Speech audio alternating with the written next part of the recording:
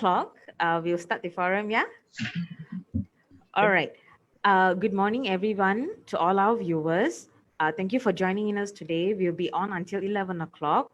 And today, we are going to talk about studying in the UK and the USA. So if you are interested in going abroad, you may join us and you may ask our speakers any questions that you need. And you might leave your questions in the comment section below, and we'll get the speakers to actually answer you. Now, please share and like this video with everyone that you know. We highly appreciate that. Now, let's move on to introducing our speakers. For a start, we have Ms. Jean Ong, Overseas Officer and Alumni, Oxford Brookes University. Good morning, Ms. Jean. Good morning.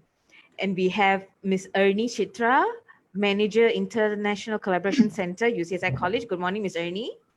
Good morning, everyone. We got Dr. Chong, VP Academics, UCSI College. Good morning, Roshini and everyone. Morning. Good morning. We got Mr. Tan, Head of Program 3+0 Business and Management, UCSI College. Good morning, Mr. Tan. Good morning, everyone.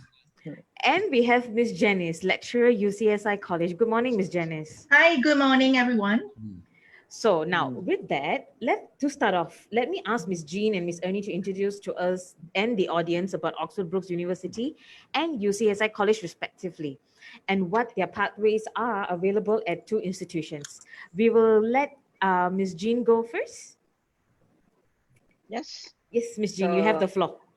Yeah, thank you very much. I will be sharing my slide. So hopefully okay. My name is Jean. So I'm the in-country global recruitment officer representing Oxford Brookes University, covering the Southeast Asia region. So for today's, we will be cover 5 sections, which is UK as study destination. Then we'll talk about Oxford, living and studying in Oxford. Then we will have a brief introduction about Oxford Brookes University. And then we'll talk about the facilities and services available from the university, as well as the entry requirements. So so hopefully we can have some idea later on, and maybe if you have any question, you can post to us. So yeah, first thing first, I think see from the map, this is the map that I captured from the Google. So United Kingdom is actually, I would say is kind of like about the same size as Malaysia, and it's made up by 4 countries: England, Scotland, Wales, and Northern Ireland. So the picture that actually I portray here is the London Bridge. So which is everybody is like, since you're very young, you will sing the song like London Bridge is falling down, right? So this is how the London Bridge is look like. So and then talking about that, UK also different from Malaysia which is they have 4 seasons, which is like spring, summer, autumn, and winter. Which if you are thinking about studying in UK, another things that you will be experiencing is the change of weather and then the season. Unlike in Malaysia, 24/7 is about summer, but if you are studying somewhere else in Europe or UK or maybe US, you will experience something different. Yeah, and then so why talking about study UK? So study UK is about open doors to wherever you go in the world. Normally when we are actually talking about study abroad, we are talking about expanding your eyes horizon. So for UK is very familiar among the Malaysian, because all the whiles from historically, I think everyone is thinking about when they go abroad to study, they will think about go UK. So there are a few things that actually why people choose UK as a study destination. That like for example, they have world rank university, like the one always well known that you heard of is like the Oxford University, the Cambridge, or maybe like the UCL or things like the top university. And then all the qualities that actually provided from the education in these institutions are government guaranteed. And then the teaching method is innovative because they've been changing from the historical until now. They're actually looking for the future. And then not only that, they have a lot of world leading research. And then I think after you study, what you want to do is that you want to get employment, right? So I would say that the skills that actually you learn from study abroad will actually allow you to translate into your working life and career later on.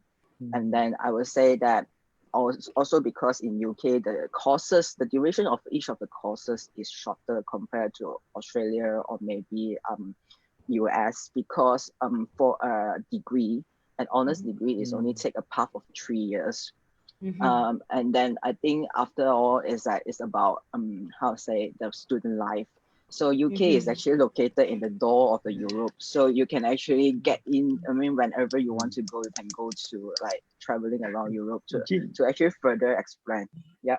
Can I interrupt here a little while? Yes. Just to inject you a question. Say, yes. What is the most important things that Malaysian students who want to study in UK, what do they among all these factors that you mentioned? What is the most important factors for them? I would definitely think that is the student experience part, because I think the Malaysian students that living in Malaysia, right, or study all around with Malaysia education system, is that they didn't really have the experience of like how the others people is learning, because the student experience about learning, right, in the UK or in Western country is more on like you have to understand the concept, and then you have to think and you have to express yourself, which is slightly different from here in Malaysia. I would say maybe it's more conservative way. So most of the time, I would say student experience, not only experiencing in the like traveling and other like living, but also the learning skills and the study skills. Yeah, and I also know that you are actually in charge of the entire Southeast Asia. Yes. Is this factor the same as well for the rest of the country? I would say that yes and no, because like for example, in Malaysian student is what I say is that to expand their horizon, to experience something different, right? I would say that like the student from Thailand, they most of the time they will have another concept, like they will just want to go to overseas to stay for like 1 whole year. So normally what they do is that they will choose to go after their undergrad, and then they will go for postgrad. But some of the student in Vietnam similar as well, because I think it's the culture as well, because they most of the culture in the Vietnamese or Thai is that they will go back to their own country after study. Unlike Malaysian student, after they explore the differences or the life experience that actually they have for in UK or in other places of the world, they will think that maybe I want to settle down there, and then they will explore for opportunity to stay there. Then only like maybe towards the maybe after some time, then only they will come back to really settle down in Malaysia. I'm actually quite interested in when you say the student experience in UK. Actually, when I worked with Oxford Brookes for the past few months, as they articulate our programs here at UCSI College, I found that their officers and their head of departments and the lecturers keep on emphasizing how to bring all this experience back to Malaysia, especially when UCSI College is part of their team delivering the subjects. I can resonate that as you speak, how important it is. And now I can relate also that why they keep on emphasizing. I think Mr. Tan and Janice can relate this as well, as they keep on emphasizing about student experiences and also injecting the UK education into our teaching. So important. Yeah. Yes, you're right. Because I think when most of the time when we look as university, right? From my point of view is that we look it as a journey of life. Because it's like when you are in primary school, you don't know anything, you learn all the basics. When you are in secondary school, you're just preparing yourself to actually like learn how to say in depth of something else, or also like a bit of skills. But when you come into university, right, you are more on a specialization already. And then we are actually looking at when you look for specialization, right? That means you know what actually you want to do, or actually you have some direction already. So this is a journey that actually will prepare you not only to equip you with the knowledge, but also prepare you practically with all the skills that actually will allow you to open the door into a real world in terms of like employment and things like that. Yeah. Yes, yes. Thank you so much, Miss Jean, for that insightful sharing. Yes. Okay, before we move on to Miss Ernie, just a small reminder to all viewers to share this video and like this video. And if you have any questions regarding to studying abroad in the USA or the UK, you may leave your questions in the comment section below. Yeah. All right, Miss Ernie, floor's with you now. Hello, hi. Okay, for those students who are interested, for those students who enroll with ESSI College, so we have I call it what I call quite a number of programs offered for you for those interested to study abroad. So Mhm, beside the 3+0 with Oxford Brookes, which Jean just mentioned just now, with the mhm, UCSI College, we also offers a study abroad. Like let's say, regardless whether you're coming from foundation, diploma, or the undergraduate program, we have the option for you to study abroad. Yeah, so mhm, meaning that shows that our syllabus is actually recognized by international institution. Okay, mhm, for mhm, example, for those who are enrolling under undergraduate program, we have the option for them to do the American Degree Transfer Program, which is to the US, and then mhm, also the UK DTV program to UK in terms of visas and also science program. So mhm. for American degree transfer program, we work with quite a number of universities in the US.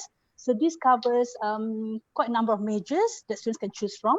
And in the UK, we at the moment we work for degree transfer program. We actually work with University of Essex, Mhm, Northumbria University, University of College Birmingham, mhm.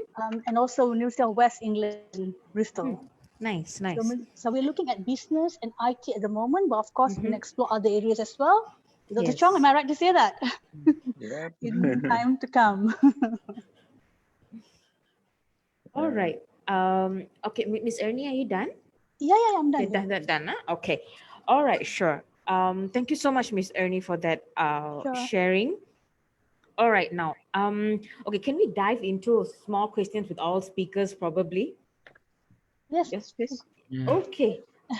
Okay, how many of y'all here, if I may ask, who have gone abroad to actually pursue your education? Miss Ernie? No, I'm local grad. No, Miss Jean? Yes, I'm actually the alumni of this Oxford Brookes University. Awesome.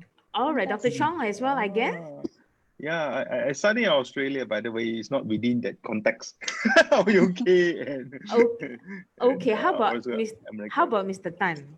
I complete my whole degree in Canada, which follow very much the US system. Yeah. I see. Okay, how about Miss Janice? I'm a UK grad from UK grad. Kingston. Ah, Okay, now, yeah.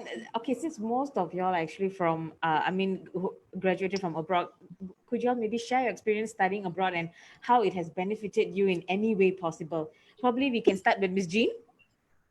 Um, Thank you. So You're I welcome. think the benefit I would say that is not only from the academic way. I think it's the way of like perceive things and then like living. I would say because the thing is that I'm the one who went overseas alone and then Mm-hmm. I actually have lived there and survived with the environment. I think that is the living skills that actually I would say is a very worthful during my the whole 4 years in UK in fact. Yeah. What type of living skills, Miss Jean, if I may ask? Because if you can share, probably Yeah. students can learn as well. Yeah, I think it would be like the first thing is that I went study in UK is about 12 or 13 years ago. And Mm-hmm. then is the moment that actually my mom put me at the gate at the boarding gate and then we go through is actually all by myself already.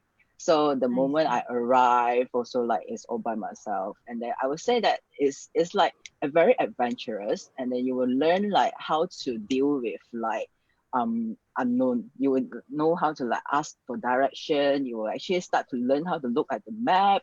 You will start to learn how to ask questions and things like that, like even like opening a bank account or do your own grocery shopping and then like cook for yourself and then manage your time, manage your money and things like that. I think these are the skills that actually is not to say you will not learn when you are studying in Malaysia, but it's just that because you are in a very unfamiliarized places, then you will learn it very fast, and then it will be your skill will be quite tough in that and brush up in a way.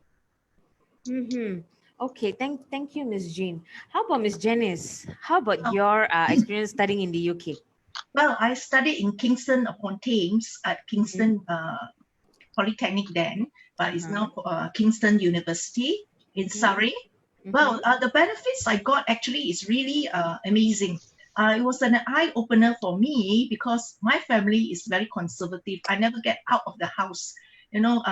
Since I left for UK from standard 1 to form 6, I was the only daughter, and my dad usually confined me to the house after school, so I don't have much exposure.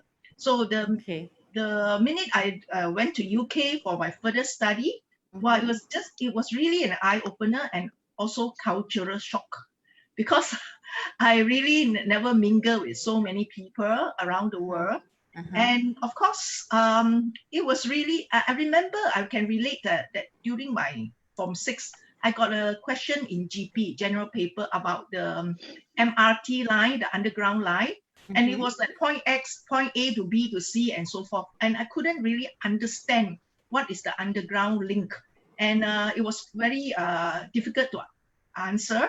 But when I was in UK, I looked at the underground, the system and how it works. It was really amazing. You can get to know different places in such a short time and so efficient. And that was around really about 40 years ago, in the late 70s. And the transport system there was already so advanced compared to Malaysia and other parts of the world. You can get from Kingston to London, central London, in just 20 minutes, and with the train and so forth. So you can see they are so advanced even in the late 70s. So in fact, I was very impressed by the overseas, the network and the logistic and so forth. And of course, it's very cosmopolitan.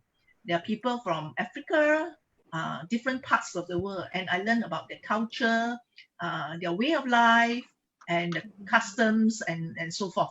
And it was really a learning experience. I unlearned a lot of things, and I really relearned a lot of good things. And I actually was more disciplined, and a lot of skills I acquired, like cooking, for example. I was well fed at home. Everything is done for me. But over there, I have to learn everything and become independent, self-reliant.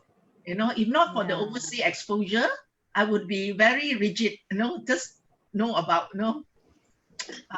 probably I just won't get so much exposure as in Malaysia. Interesting, Ms. Janice. How about, thank you, Ms. Janice. How about Mr. Tan? Yeah, it's the same thing like what Jane say and Janice say.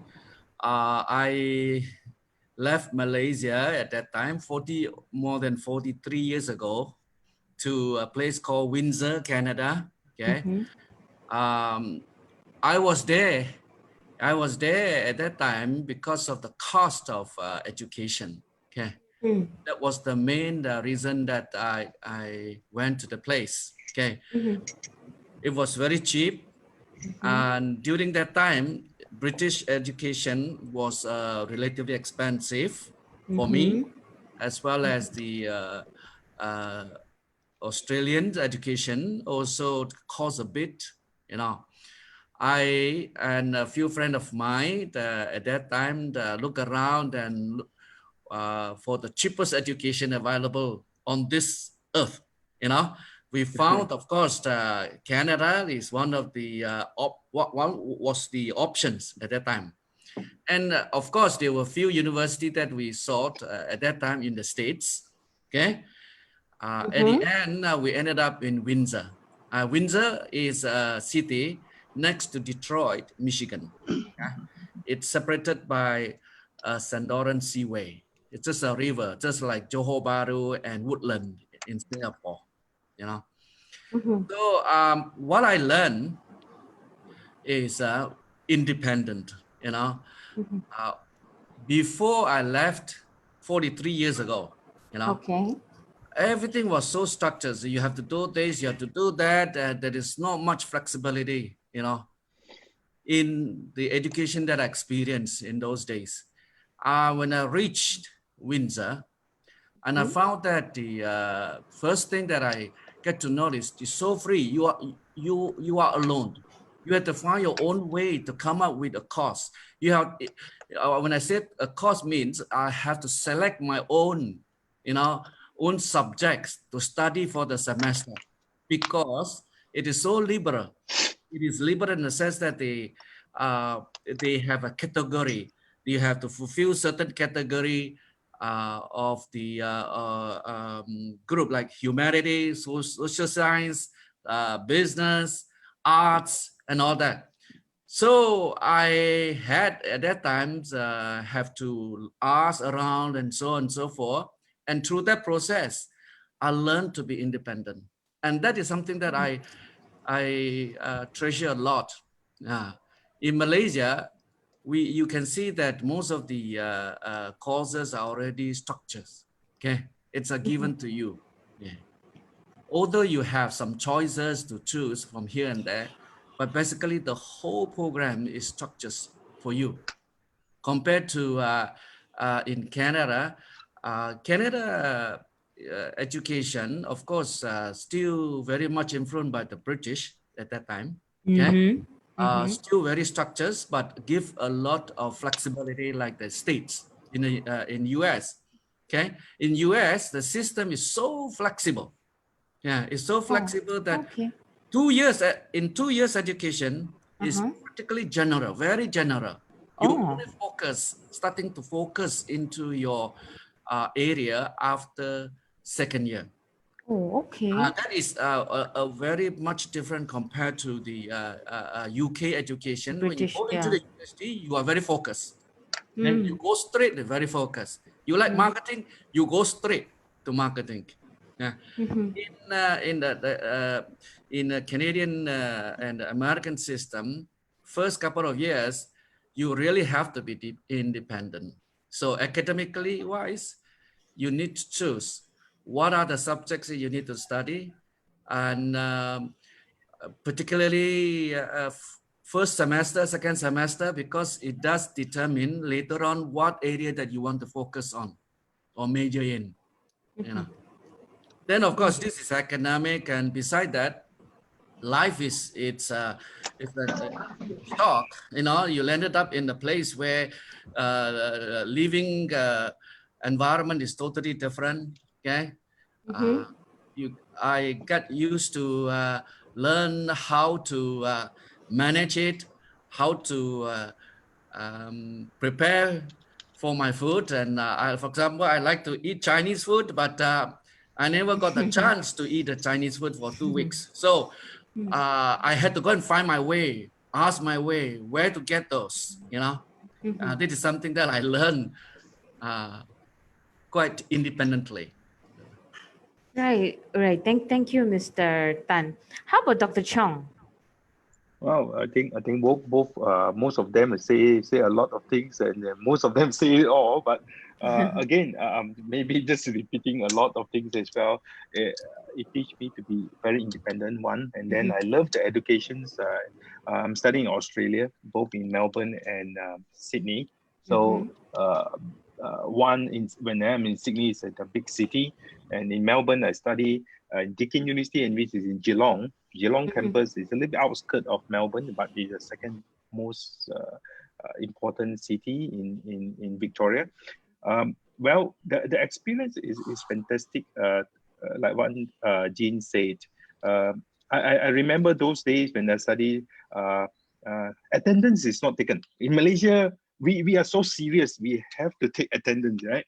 In Australia, when I study, the lecturers don't even care whether you attend or not attend, but surprisingly, everybody attend. You see the difference of why I don't force you to come to class, but you will eventually come to class. Why is it so? It must be something that the class have projected, and the needs of the student to come and learn. That cultures that bring upon the eagerness of learning and the eagerness of asking questions. I enjoy my time there, and I enjoy the way of teaching. and the indirect way of encouraging students to attend class without forcing you to sign on the dotted line that I have attended. I sign. So all these things is so valuable as I think back. Now I'm an academician. At some point of time, I really think back those days when I'm studying, why people attend class without it being forced, and how then do I use that experience and come back to Malaysia and encourage our students to come to class instead of forcing them to class. That is very, very important. So that's why when I work with Oxford Brookes, all this, I anticipate all this happening and really look forward of this different kind of education, different kind of experiences. And I always think that there's something that I can do at this point of time to really encourage students to learn in a different way. Like what Mr. Tan says, that flexible until the student need to know what to do instead of spoon feeding that, okay, you have to do 1, 2, 3, 4, but they have to know what is happening. It's very important. We become independent. I think that is one way I believe and always believe that when employers see us, at the end of the day, these candidates are so independent. Why? I think it's all because of all the education built into the system.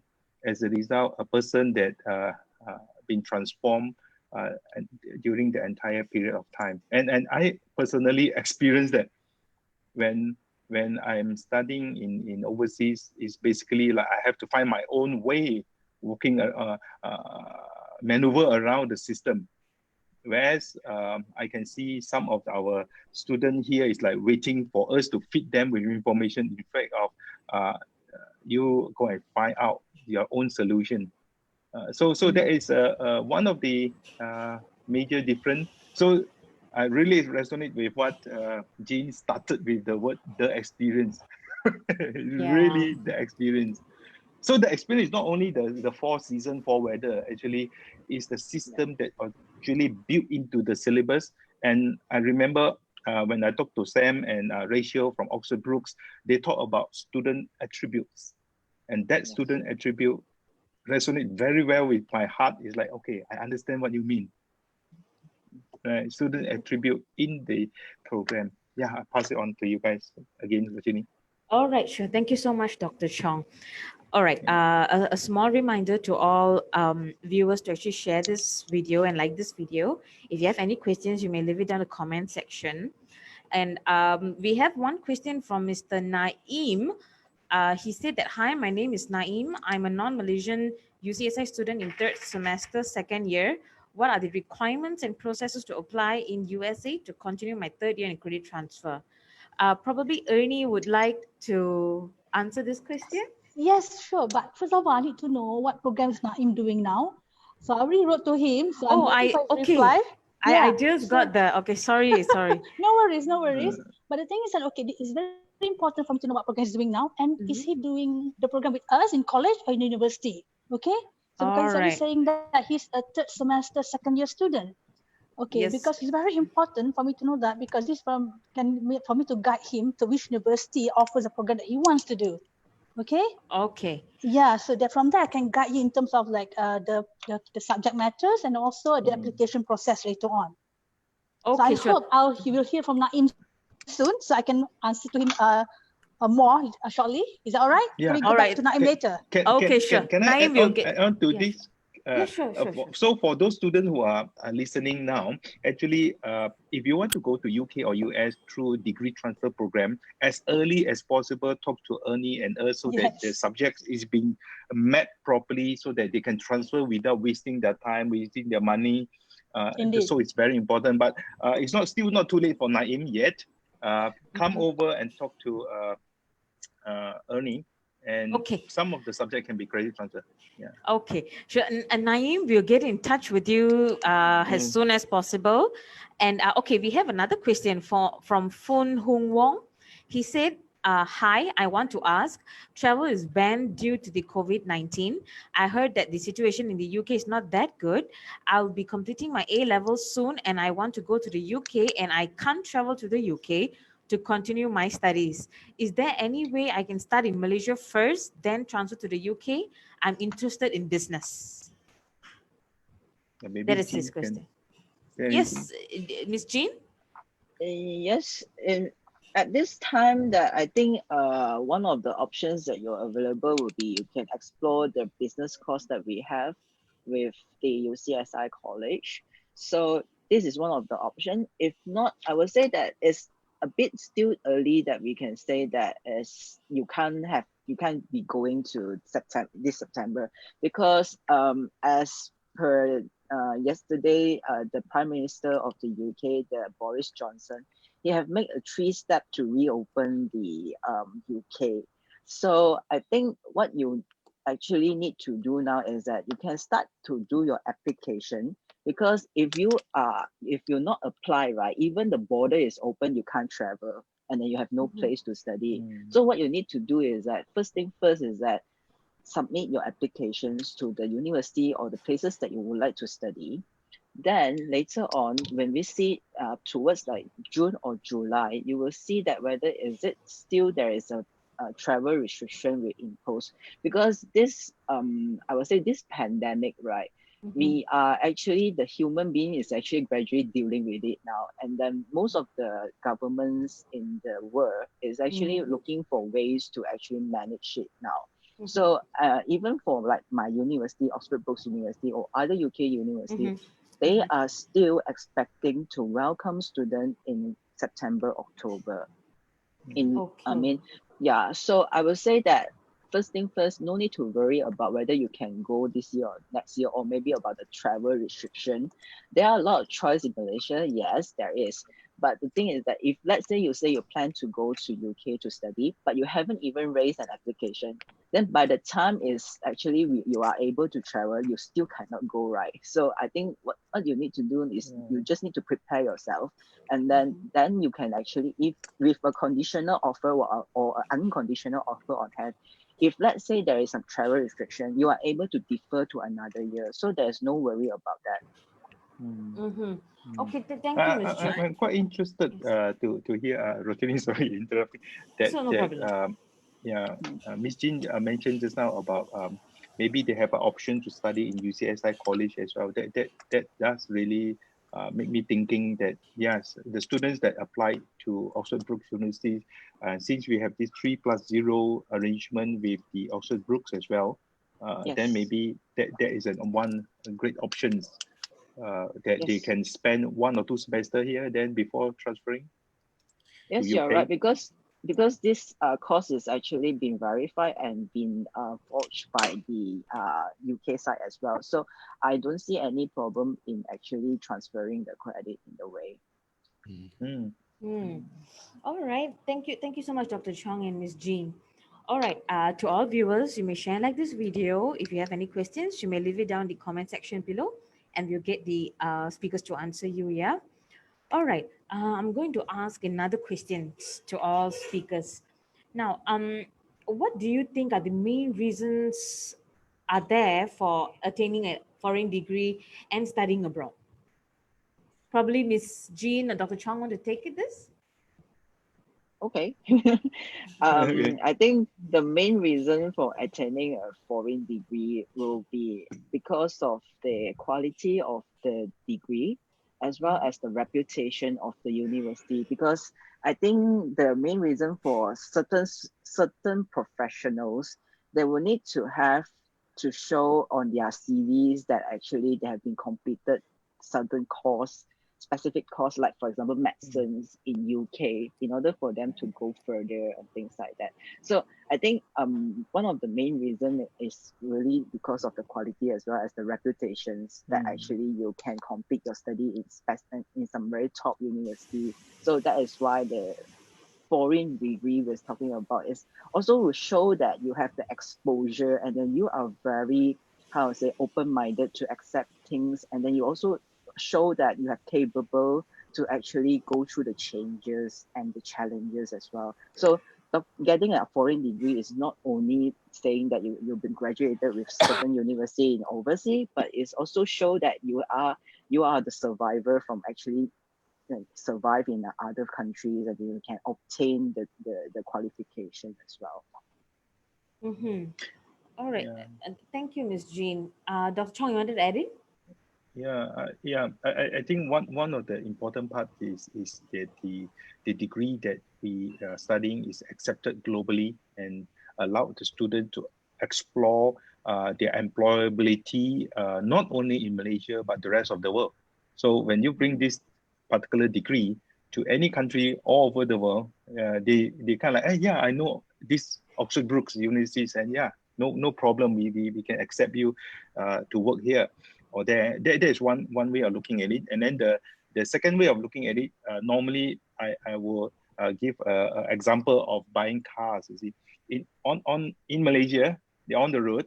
You see various types of cars. We have national car, we have foreign car, and you look at the consumer behavior of selecting cars when they purchasing cars. And also you can look at the petrol station. You know, petrols are the same. Are they the same? And why are people, some go to Shell and some go to Petronas? Petronas is Malaysian, Shell is Dutch, and then we have British Petroleum, and then we have others brand as well. So there's a lot of choices on board today, and why people choose Japanese car, Continental car, and Malaysian national car. So all this, when we look at it, is the cars will bring you to the destination, same time, perhaps, same location, but the process of getting there may have a different implication to different people. You choose comfort, style, and perhaps experiences. So we're offering UK and American degree for consumer or for students who value different quality of education. Can I add also? Excuse me. Can I add a few things? Yes, Ms. Janice. Well, I believe the reason why I actually went for overseas education is because many of the university are top notch in foreign countries like UK. Yeah, the UK, especially accounting. Now, if you want to do accounting or business, you go to reputable schools like London School of Economics, London School of Accounting, University of Manchester. Yeah, they are very reputable. And moreover, the accounting association like ACCA, ACA, ICA, EW, they are all in UK. Yeah, they are very established and they draw out the standards, accounting standards, worldwide standards to be used in industry. They are all based in UK. So in fact, when we are studying in UK for any business course or accounting, we are actually very industry driven, very oriented to all the industry that we will be employed in later. Yeah. So in fact, the benefits is tremendous. The impact onto your future career and so forth is actually very focused and very industry related. So we don't have to grope in the dark as what we want. You know, we go there, we know what we are doing, and we come out very skillful, and immediately the employer will seek us. You know, we don't seek for a job. You know, sometimes you will have the right skill and the qualification. The employers really are looking for you. So that is the benefit of studying in UK. You know, the minute I came back from London, I actually got so many job offers because of the nature of my qualification and also the university I studied in. You know, like people like Lipsy, he's so famous. Frank Wood, they are authors of books. They are all based in UK. You know, right now in Sunway and many colleges, universities here, they are using the books by Frank Wood for accounting. You know, so you can see the relationship that we have in UK. For Malaysia, we are Commonwealth, and it's actually very closely knit our education. Thank you. One advantage, I mean, I add one advantage of getting a foreign degree, in my case, you know, is after graduation, I came back and I found out I have been invited for interview, okay, in a lot of companies not only in Malaysia, but also in Singapore. Okay? Ah. So it is a global recognition. Okay? Yeah, true. Yeah, I was offered a job in SIA also. This is one of the advantages, one of the main advantages that I experienced, and during the interview, in my cases, 40 over years ago, I always be the one who walk into the meeting room. Okay. And in some cases, and they stop there. They say, here, we had enough. We got you and you report for duty if you can. Oh, Okay. all right. So that was my experience many years ago, 40 over years ago. Okay. I know that things has changed over the years. Okay. Yep. Over the past years, and things change, and employer also look for more competitive elements. Okay. And graduates today are getting more competitive compared to 40 years ago, right? But honestly, getting foreign degrees is definitely a plus point if you have a chance, if you have the opportunities. But why would you think? Having to graduate with a foreign degree would be better than a local degree, Mr. Tan? I didn't say that it is better. Okay, just that they tends to prefer. Okay, some employer tends to prefer. They have their own reason for their preference. Okay, see, when employer look at your CV, they do not know you. Okay, whether you are local graduate or foreign graduates, they base on your CV. Okay, and it is up to the employer preference. And I found out that in my experience, those with global with the global exposures, they have a higher possibility, they have a chances of being called for interview. And that is what we wanted today, that you want to walk into the meeting room, interview room, okay? Be given the chance to walk into it and present yourself, what you can contribute for the company. Can I just add a little? Yes, Ms. Janice. Well, my husband works in a very big, one of the biggest banking sectors. And when he does recruitment, I always have a light conversation with him regarding graduates, because I'm in the education line.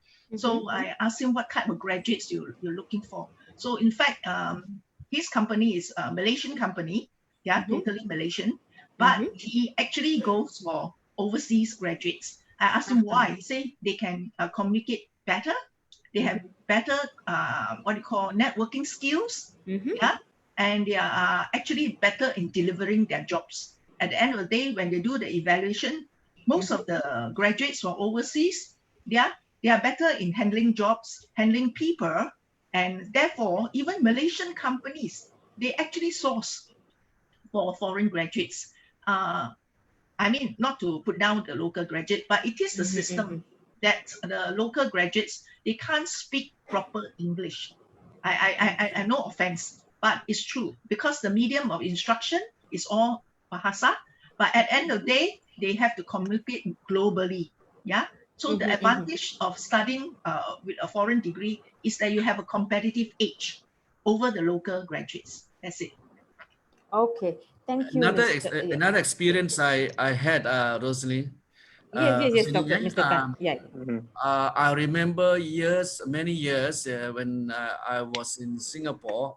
So I remember that getting interview and so on, and discuss with friends and in Singapore, they when they do the recruitments, they normally prefer candidates with global exposure. Okay, that is their first preference. That was my experience. Okay, thank you so much, Ms. Janice and Mr. Tan. All right, to all viewers that are viewing with us right now, you may leave your questions in the comment section below. Alternatively, you may even share this video with everyone that you know, All right. Next question now. Probably I want to ask Ms. Janice. Yes. Yes, Ms. Janice. All right. Students often, right, they ask me if they've attained a local Malaysian degree, would they be able to work overseas? For example, in the US or the UK? Well, they can, provided the opportunity is appropriate to what they're studying. Yeah. So let's say you're studying perhaps accounting in Malaysia. Yeah, you probably have to do the what you call the local professional upgrade to the MACPA, which is now is another terms they call it. Well, I would say if you want to work overseas, you could, but there's a limited opportunity because the global scene, they look for actually not Malaysian graduate, they look for graduates that have global exposures. So you're actually competing with the foreign graduates. The chance is there, but I would say very limited, very limited. So it is good to enhance or upgrade to a professional. Like most of them, after studying, they will probably do ACCA or ICAEW, so that they get a global exposure as well. So most of them will do that before they can go out into foreign countries, to work. Whatever we do here is quite limited. Actually, a degree is nothing today. Yeah, you need to upgrade from time. It's lifelong learning actually. Yeah. All right. Thank you, Ms. Janice. Thank you so much. Now, I think the next question that I'm going to ask can be answered by majority of y'all. But okay, the question is: students were told that students are required to have a sum of money in their savings to show that they are financially secure for them to study abroad. Is this true? And if it is, what is the sum like? Probably we will start with Ms. G. I would say yes, because this is one of the visa requirements. It's actually it's required by the visa office. Like for example, if you are looking for a tier 4 visa to study in UK, so the visa office, which is the VFS, they will actually ask you to show that you have sufficient amount of money that will allow you to survive in the UK for at least 1 year. So that is why I think what they need to do is that when they prepare to actually go to study in UK, before they actually raise their application, they have to show the bank statement. I mean, they have to prepare that they have the bank statement that show that they have sufficient money that stay in the account for 28 days. This is a very basic requirements from the visa office because they need to prove the financial capability. So I would say that for this question, definitely the student and the parents themselves have to prepare a good sum of money that to show that they are able to survive at least for 1 year in the country. Okay, thank you so much, Ms. G. How about Dr. Chong? Yeah, I think I can only relate to the time when I'm in Australia. Yes, they do 20 years ago, 20 plus years ago, they do need me to demonstrate that I have certain amount of money in my bank account in order for me to get a visa and start studying in Australia. But at that point of time, we can also work part-time. Some of the my friends and myself even included working in Australia during our break, and some of our friends a little bit more adventurous, they will then work in the restaurant or in the cafeteria and get their fee paid. And I can extend this a little bit to Jean as well. I heard that the students now after graduate in UK, they can extend for another few years to get employment. Is that what I understand is correct? Okay. Yes, there is a post-study work visa that is available for students to apply, but the terms and conditions haven't come out yet. But it will be available this end of this year. So the post-study visa is that after they graduate, they actually need to apply in the UK a separate called post-study work visa to actually with the visa office to remain there to actually to seek for work. But still, they also still need to show that they have sufficient sum of money if let's say while they are looking for job. they have sufficient money to survive as well. So I would say that yes, there is, and then the visa will be up. At this moment, what they predict, it will be up to 2 years, but not sure how this the terms and conditions, because the terms and conditions still in the process of laid out. But previously, I think maybe 5 or 10 years back, UK have actually introduced such a post-study work visa before as well. So they are expecting to be similar or maybe more lenient. Is it for the postgraduate students or only for undergraduate students? Yeah, just now I mentioned about more lenient. They actually looking for also for the undergraduate student as well for that. But there may be some restriction, like maybe the full study student that they have been spent 3 years full time as undergrad student or something like that. Not sure yet, but see how this thing will come to. Because I know that most of, just like what I mentioned, most of the Malaysian students that actually go study abroad, besides actually study, they're also looking for to stay there to work.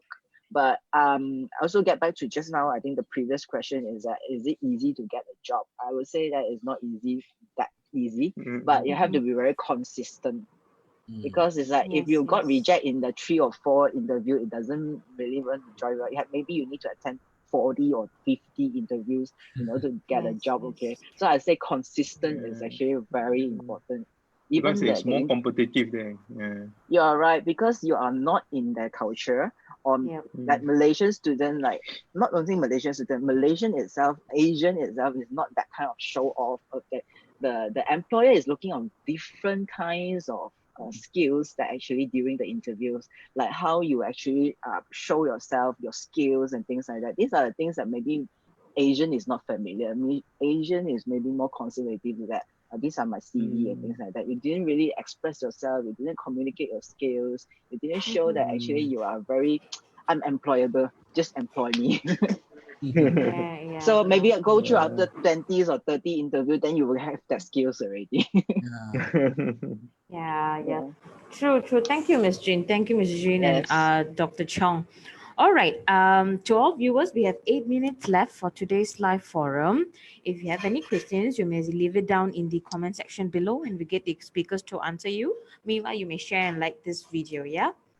All right. Another question that I think most parents and students ask me and my team would there be any admission interviews required if one would like to study in the UK or the US?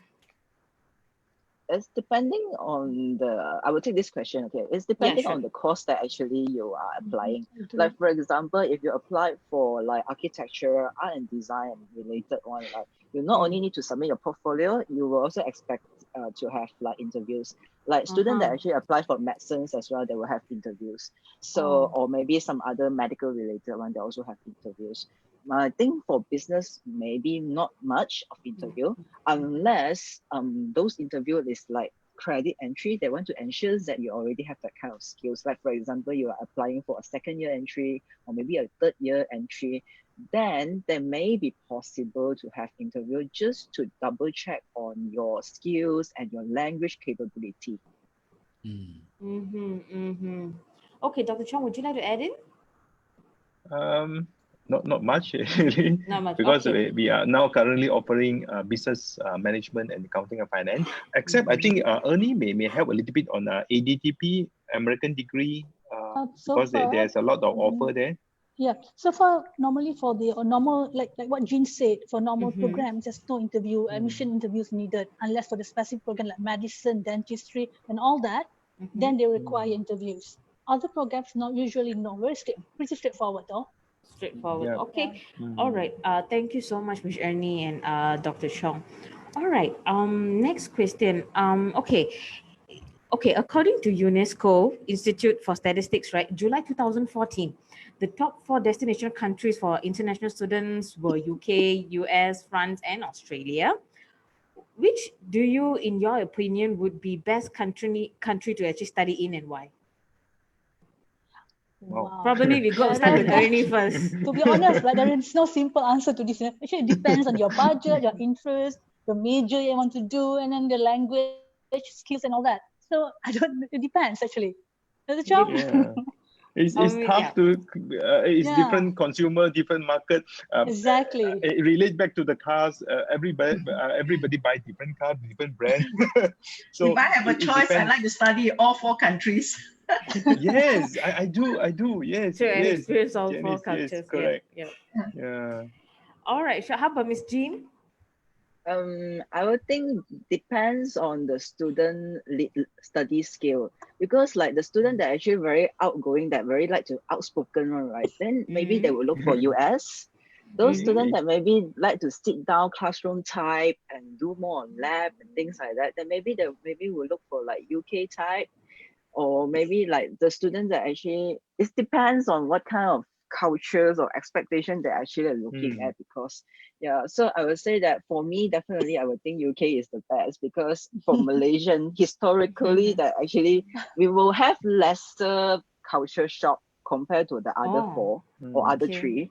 I would say that because everything is just similar. Even like you go to the supermarket, right? You can see the brand that actually is still similar. You can still can see Maggie, you still can see Nestle, you still can see a lot of things that actually you have seen in Malaysia. Okay, if you go France, maybe a bit tough, because I know that maybe students will learn a lot of language in this French before they go, but still I think living wise, that maybe it's a new restart. But if let's say you go Australia or you go UK, maybe it's actually quite easy, because just like you just go walking to the grocery, or maybe just driving.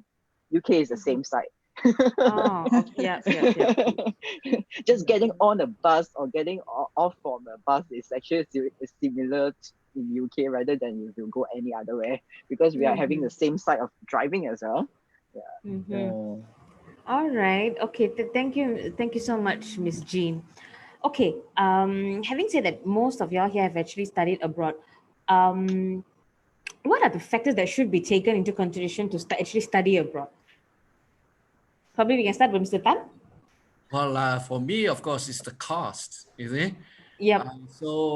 Cost is important. You may want to consider your own budget, see whether you are able to cope, particularly the first year, you know.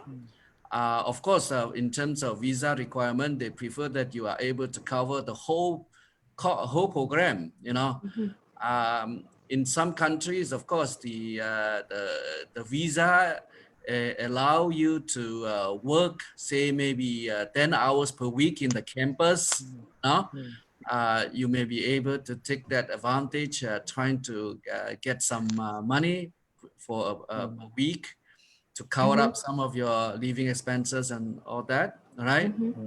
So that is one consideration. Another one that you have to get mentally prepared to get the cultural shock. There are a lot of things which are quite different from what you have, what you are familiar with.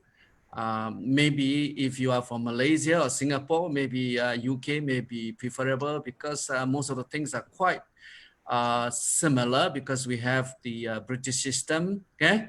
And a lot of food stuff are also available in UK. So if you are going to another country like France or in Germany or in US, it depends also the location.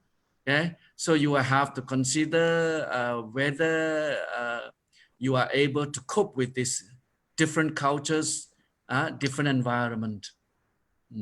Okay. I just realized that Jean did not finish her slide, right? I just like to add a few things on this question on the factors. I think very important is that the students, when they're studying overseas, they have to have a work-life balance in terms of time management, because you are actually on your own for yourself, by yourself. You literally have to self-reliant. So you have to balance your time. Going to class, do the tutorials, cook your own meals, and have some sports. Like when I was studying in London, I have to do everything by myself. I have to make sure that I finish my tutorials, go to lecture on time, and do part-time job to earn some extra to cover my my expenses and travel during the 3 months holiday. So it's very important. The student must know how to balance time management, with study and work. If they need to work, they have to work. Yeah, just to support themselves. Some of them are self-supporting. They have no choice, so they are full-time studying and part-time job. So you really got to master the skill of managing your time properly and having the right mindset to do things in a proper manner. Yeah, thanks. Yeah. Okay, thank Can you I add so on? much. Yeah, sure, Miss Can I add Jean. on? Sure, sure, sure. Yeah, I think the factors, money factor, yes, it have to be taken into consideration by both the parents as well as the student. But even though it's allowed to work as part-time, don't expect that you can earn sufficient to pay your fee. I think because this is a very realistic things that maybe come to student when it comes to like they think that they only have a sufficient amount of money to go overseas to study, then they can think that the part-time will allow them to earn sufficient to allow them to survive. But I think this is a bit tough because your priority as a student, you still need to go to study. So I would say that yes, I think money factor is yes, emotional factor also, because if you are too occupied by concerning about the money problem, I think it's also, you will be wasting your time and then you will not be experiencing that during your study abroad. Yeah, true. Yeah, one of the things that I actually during a consultation to some students, some parents, I always advocate that perhaps they should consider, if they have X amount of budget, maybe they can consider doing an undergrad in Malaysia and then postgraduates overseas, so that with the same amount of X amount of budget, they can get the both undergrad and postgraduate back to Malaysia. Yes. Then that resonates with what Miss Janice said earlier, that everyone have a degree now. How to make a difference is perhaps to earn a foreign degree to a certain extent, but maybe in the postgraduate with an X amount of budget. Yeah. Yes, you're right. Yeah. All right. Thank you so much, Miss Jean and Dr. Chong. Miss Jean, would you like to finish off your slides before we end the forum? Yes, Yeah. I think it's Okay. more on just 1 moment. Sure. You can finish off your slides. Miss. Yeah. Okay, so just a quick introduction about Oxford. So Oxford is actually at the south of England. So you can see some picture, and then we are along the Thames River. So you can see that it's a very historical city, and then is with how to say a center of all the scholars since the old historical days. So you can see that the whole environment in Oxford is actually very how to say friendly for students, because this is a student city, and then it's actually, even the weather is not that extreme, and then we are looking at like 28 degrees Celsius in summer and -3 in winter. Not much of snow, so I would say that it's actually a good place to actually start with, and then as a study destination. You will feel that the ambience, the environment will actually bring you like, I want to study. And then this is our university, Oxford Brookes University, and then these are the main campus.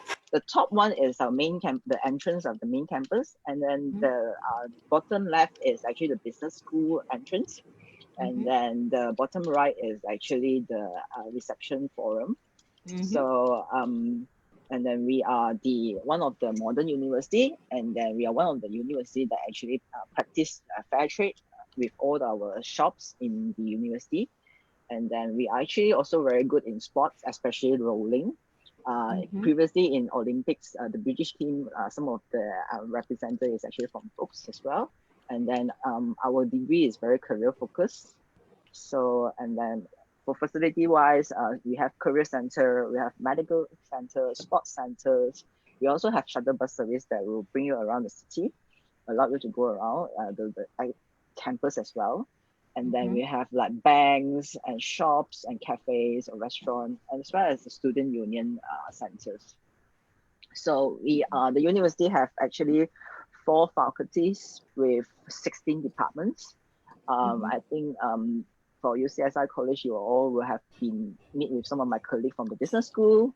So actually, these are the information. For undergrads, entry requirements, if you from pathway, we are looking at the all pass.